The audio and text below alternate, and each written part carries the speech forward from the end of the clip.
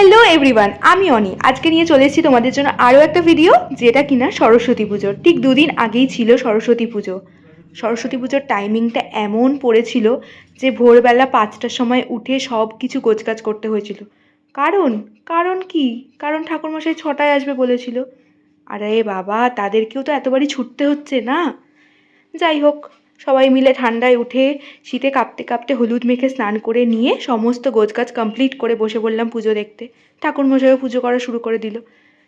আস্তে আস্তে পুজোর শেষ নির্ঘণ্ট চলে আসলো। তখন মাথায় সবাইকে কপালে টিপ পরিয়ে দিল আর হাত ধুয়ে পুষ্পাঞ্জলির জন্য আমরা বসে পড়লাম। ব্যাস, তারপরে আর কি। এরপর ঠাকুরমশাই আরতি সেরে নিচ্ছিলেন। পুজো তারপর শেষ হয়ে গেল। সবাই মিলে আস্তে আস্তে প্রসাদ গুছিয়ে প্রসাদ বিতরণ করলাম, প্রসাদ খেলাম, খেয়ে রেডি হয়ে নিলাম। তো তোমাদের সরস্বতী পুজো কেমন লাগলো অবশ্যই জানিও, আর ভিডিওটা কেমন লাগলো জানাতে ভুলো না কিন্তু। বাই।